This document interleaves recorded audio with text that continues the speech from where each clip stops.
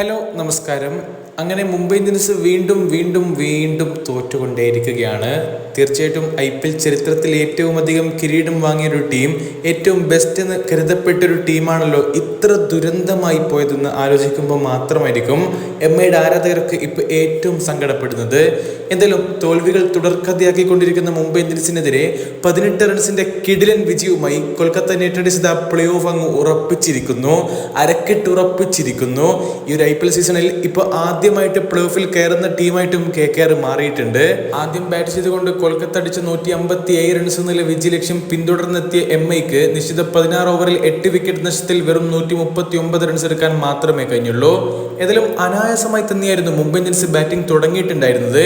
പക്ഷെ പിന്നീട് മുംബൈക്ക് കാര്യങ്ങൾ കടുപ്പമാവുകയായിരുന്നു. പവർ പ്ലേ കഴിയുമ്പോൾ ഒരു വിക്കറ്റ് പോലും നഷ്ടമാവാതെ 62 എന്ന ശക്തമായ നിലയിലായിരുന്നു MI ഉണ്ടായിരുന്നത്. 7ാം ഓവർ എറിയാനെത്തിയ സുനിൽ നരേൻ KKRനായി ആദ്യ ബ്രേക്ക് ത്രൂ നൽകിയപ്പോൾ 22 പന്തിൽ 40 റൺസ് അടിച്ചെടുത്ത ഇഷാൻ കിഷനെയാണ് മുംബൈക്ക് ആദ്യം നഷ്ടമാവുന്നത്. പിന്നീട് 24 പന്തുകൾ നേരിട്ടുകൊണ്ട് വെറും 19 റൺസ് മാത്രമെടുത്ത രോഹിത് ശർമ്മയെ വരുൺ ചക്രവർത്തി മടക്കുന്നു. ഏതായാലും ഹിറ്റ്മാന്റെ ഫോമിൽ ഇപ്പോൾ വലിയ ആശങ്കകൾ തന്നെയാണ് ഉയരുന്നത്. കാരണം വേൾഡ് കപ്പ് ഒക്കെ അടുക്കുന്ന സമയത്ത് ഇന്ത്യയെ നയിക്കേണ്ട നായകനാണ് ഇത്തരം മോശം പ്രകടനം തുടർച്ചയായി ഇപ്പോൾ പുറത്തെടുത്തുകൊണ്ടിരിക്കുന്നത്. അദ്ദേഹം ശക്തമായി തിരിച്ചു വരുന്നുള്ള പ്രതീക്ഷയിൽ തന്നെ കാത്തിരിക്കാം. നമ്മളിവിടെ ഓർക്കേണ്ടത് ഇഷാൻ കിഷനൊക്കെ മികച്ച സ്കോർ തന്നെ ആ ഒരു പവർ പ്ലേയിൽ തന്നെ മുംബൈ ഇന്ത്യൻസിന് കൊടുത്തിട്ടുണ്ടായിരുന്നു. അതുകൊണ്ട് തന്നെ അവർക്ക് എളുപ്പം വിജയിക്കാൻ പറ്റിയൊരു കളിയാണെന്ന് തോന്നിച്ചൊരു മത്സരം തന്നെയാണ് കടന്നുപോയത്. പക്ഷെ പിന്നീട് കളിയിലേക്ക് അതിശക്തമായി തിരിച്ചു വരുന്ന KKRനാണ് നമ്മൾ കാണുന്നത്. അതെ, 14 പന്തുകളിൽ 11 റൺസ് മാത്രം എടുത്തു നിൽക്കുന്ന സൂര്യകുമാർ യാദവിനെ ആൻഡ്രെ റസൽ മടക്കുന്നു. അപ്പോൾ മുംബൈ ഇന്ത്യൻസ് 10.5 ഓവർ കഴിയുമ്പോൾ 3 വിക്കറ്റ് നഷ്ടത്തിൽ 87 റൺസ് നിലയിലായിരുന്നു. ഹാർദിക് പാണ്ഡ്യയും തിലക് വർമ്മയും ക്രീസിൽ നിൽക്കെ 30 പന്തുകളിൽ 70 റൺസായിരുന്നു MIക്ക് വിജയിക്കാൻ വേണ്ടിയിരുന്നത്. 12ാം ഓവറിൽ ഹാർദിക് പാണ്ഡ്യയെ 4 പന്തിൽ 2 റൺസ് മാത്രം എടുത്തു നിൽക്കുന്ന പാണ്ഡ്യയെ വരുൺ മടക്കുകയായിരുന്നു.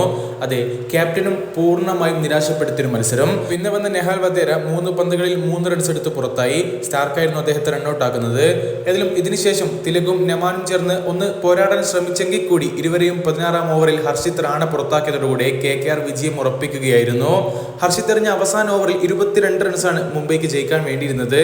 നമന്തിയർ 6 പന്തിൽ 17 റൺസും തിലക് വർമ്മ 17 പന്തുകളിൽ 32 റൺസും എടുത്താണ് മടങ്ങുന്നത്. തിലക് വർമ്മയും അതുപോലെ തന്നെ നമന്തിരും ഗംഭീരമായുള്ള സ്ട്രൈക്ക് റേറ്റോടുകൂടി അടിച്ച് തകർക്കുന്ന കാഴ്ചയാണ് നമ്മൾ കണ്ടത്. പക്ഷേ ഈ 2 പേരെയും ഹർഷിത് റാണ പുറത്താക്കിയതോടുകൂടെ KKR അതിശക്തമായി കളിയിലേക്ക് തിരികെ വരികയും അതുപോലെ തന്നെ മുംബൈ ഇന്ത്യൻസ് പരാജയം ഉറപ്പിക്കുകയും ചെയ്യുന്നൊരു സാഹചര്യമാണ് പിന്നീട് നമ്മൾ കണ്ടത്. കളി അവസാനിക്കുമ്പോൾ അനുശൽ കാംബോജും അതുപോലെ പീയൂഷ് ചൗളയുമായിരുന്നു ക്രീസിൽ ഉണ്ടായിരുന്നത്. ഏതായാലും കളിയുടെ തുടക്കത്തിലൊക്കെ മുംബൈ ഇന്ത്യൻസ് വളരെ എളുപ്പത്തിൽ വിജയിച്ച് കയറുന്നുള്ള പ്രതീക്ഷയൊക്കെ ഉണ്ടായിട്ടുണ്ടെങ്കിൽ കൂടി ഈ ഒരു മത്സരവും ഇത് അവർ കൈവിട്ട് കളഞ്ഞിരിക്കുന്നു.